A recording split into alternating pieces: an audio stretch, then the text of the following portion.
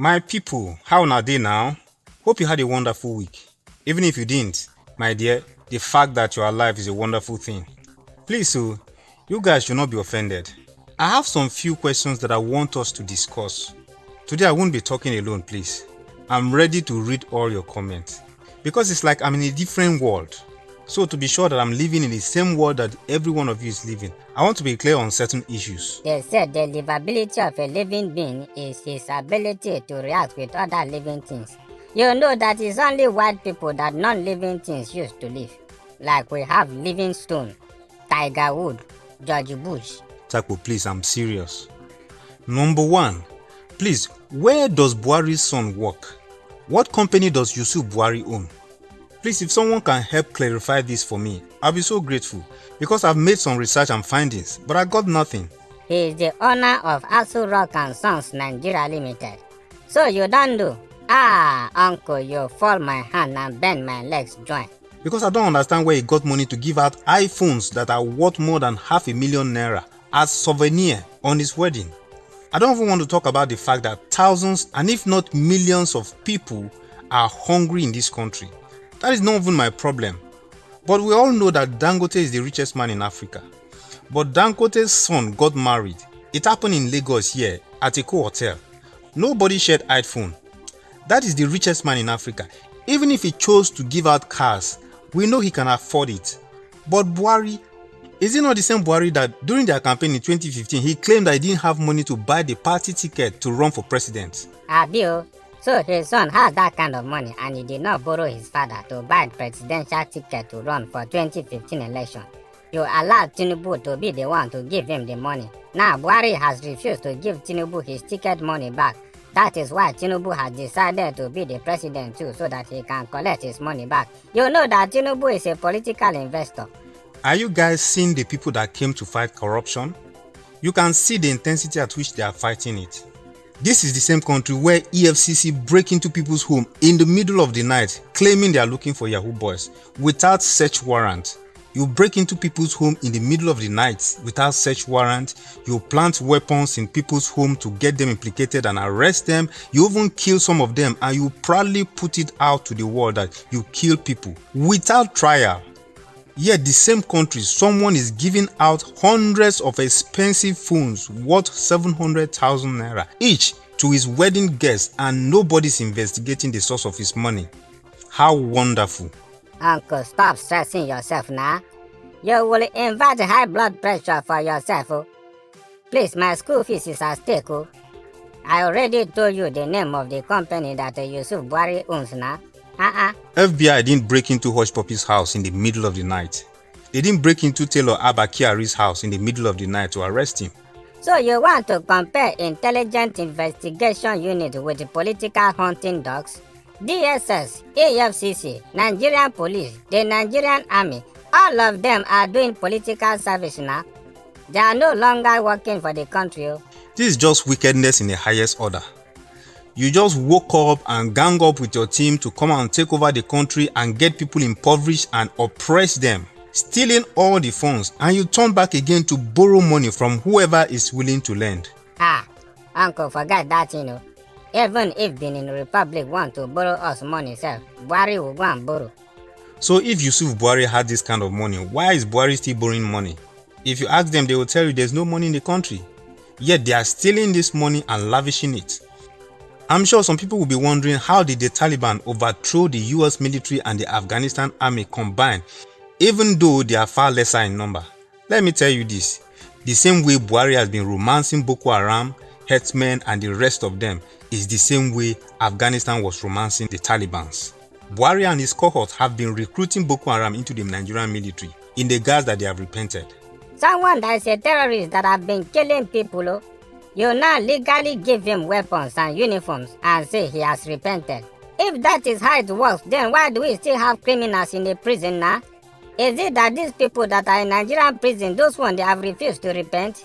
Please, if you have someone that is inside the prison, whether a friend or a relative, please find a way to reach them and tell them so that they can send a message to Buhari that they have repented so that they can release them from prison. In fact, the man will even ask them which ministry they want to join, sir. If you went to prison because you stole, they will recruit you into the police. Please, I did not say police used to steal. Before you people will go and implication my implicability. If you went to prison because you killed someone, they will either recruit you into SARS or the army. Then, if you went to prison because you committed internet fraud, they will now recruit you to join EFCC. But if you went to prison because you stole money, either from the bank or in your office, or you broke into somebody's house to steal money, any stealing of money, that one, they will recruit you to either join the Senate or House of Representatives. Please reach out to the people in the prison that you know. Let them repent very quick. Now that there is vacancy for repented criminals. Because it's only Boko Haram that has been enjoying this repented job awardment alone. Buhari has opened this window. Repent and get a government job instantly. Do it quick because Buhari has limited time to leave office. The same way Buhari has been recruiting Boko Haram into the military is the same way Afghanistan was recruiting the Taliban into their military. So the Taliban infiltrated the army and it was very easy for them to liaise with the guys within the system and take over the government. Very smooth and easy. No stress. Buhari and his people know what they are doing. You think they don't know? Bandits can go into the zone of the military and kill 2 military men and still adopt a major. How did the bandits come in? Where did they pass? How could they kidnap a whole major? We are not talking about a corporal, not a sergeant, not even a captain. A major was kidnapped from the zone of the military without any battle. No bandit was killed. That tells you that the percentage of terrorists that have been positioned in the Nigerian army is more than the normal military personnel. Simple. No two ways about it. If you pass Bonicam here, you will see the tight security that is in the military cantonment there. Then in the north that terrorists exist. Your people want us to believe that security level there is now loose, abi? Now the Taliban can easily establish their Sharia law once everyone evacuates the country and the nation will become theirs for life. It's a calculated plan. The people in the Nigerian government also, they know what they are doing. When I saw in the news how Taliban were lounging in the presidential lodge, hey! I could imagine Boko Haram and headsmen inside Asu Rock flexing. Where in the history of this country has it ever happened that the military and the police will protect terrorists against their own citizens? It only happened that way because a good number of them rubbed shoulders together. So there is no way you take your gun and go into the forest to fight someone that you were once in the same forest together because you have now been given uniform and you are collecting salary. They are the same people. That's why the military and the police can't lift a finger against Boko Haram, herdsmen and the rest of them. That's just it. If the picture has been blurred to you, now we are painting it very clear now to understand that you cannot cook rice and beans together then you want to serve only rice alone. No, they go together. Do you know that gold has been found in northern Nigeria? And do you know that there are some greedy people that have invited the Chinese and collected some money from them to allow them to mine gold to make it the same way they did to our crude oil, where individuals own oil wells and the rest of the country is wallowing in poverty? We all know Ghana has discovered oil recently. But do you know what Ghana did? Ghana invited those people who need oil and signed contracts with them. They asked them, do you want oil? They said yes. They signed a contract. You will build us 5 world standard hospitals in 5 designated places in Ghana and you drill a certain quantity of oil for these 5 years. Signed and sealed. They call another guys, do you want oil? They say yes. Okay, you construct roads for us in 5 strategic areas in Ghana with so length and you drill a certain amount of oil. They seal that too. People are wondering that car production companies will still start assembling cars in Ghana and not Nigeria. Some people are saying it's because of insecurity. You think insecurity is the only problem? Never. The Ghanaian government invited these guys themselves and signed a deal with them. Nigerian government can't even invite them because the number one basic thing they cannot give them, which is power. They cannot provide power for them. By next year now, many new cars that will be driven in Nigeria and other parts of Africa, they will be shipped from Ghana, not from abroad anymore. I am happy for my dear Ghana.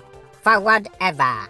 The Ghanaian government invited the Chinese and told them to build a chocolate factory in Ghana and produce chocolate from Ghana to ship back to China and the rest of the world. They refuse to sell their cocoa bean to anybody. That contract also has been signed. So you can see a country that its currency will soon start dragging space with the US dollar in the forex market. That is a country that understands development. That's a government that is economical and intellectual inclined. That's a government that wants to move away from the third world country syndrome. But the lunatics that we call leaders, I don't blame them at all. I don't. Nigerians were the cause of our misfortune. You used your two left legs and walked from your house and went to stand under the sun to vote for Buhari. That is not even my own problem. Oh. My problem is that after he misperformed the first time, you still went and voted for him the second time again.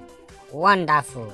Yeah, we are the cause of our predicament. The same way they were telling Nigerians not to vote for Buhari because he doesn't have certificate. In the first place, why will a president of a whole country be required to use just a secondary school certificate to get into power? Even the manager of a restaurant self, they will tell you that they want minimum of BSc.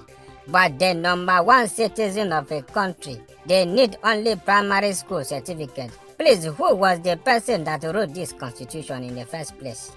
Abacha and his gang. They know what they did. Abacha knew what he did. And throughout their 8 years in office, there is never a time that you hear a leader say they are going abroad for leadership training. When they go abroad, it's either they want to go for medical checkup or they are going to tour and to lunch with our money and squander our national wealth. Now, another old man is telling us that he wants to run in 2023. That one is Jagaban of Lagos now. Oga Ahmed Tinubu, he wants to now graduate from Jagaban of Lagos to become Jagaban of the whole Nigeria. Yeah! A country where they are using billions to service refineries that are not working. Does that not tell you who they are? Forget that thing. That is indirect way of stealing money. What stops you from allowing investors to take over these refineries and pay you for using them? At least oil will be refined in your own country and you will stop importing. We have this cocoa in large quantity. We have rubber. We have oil. We have palm oil. We have many other mineral resources. Only the light problem alone, if it's sorted out. Imagine the amount of diesel and petrol that is burned on a daily basis to generate power. If you stop importing that quantity alone, the currency will gain value by 40%. They can't let power work. Oh. If they let power work, how would they be able to be stealing money from importing oil, and how can they be selling their generators and making money from import duties? God will not allow us Nigerians to still allow that to happen to us like we did with Buhari. Because Tinubu too does not know his left from his right. He's just hunger for power. Tinubu is not even medically okay. We saw him falling during his last birthday. You want to bring another half-dead man into Aso Rock and appoint ministers that will be the ones to be making decisions as if it's their father's company. I want to assure Nigerians, trust me, we are getting through this mess. I am so certain about this.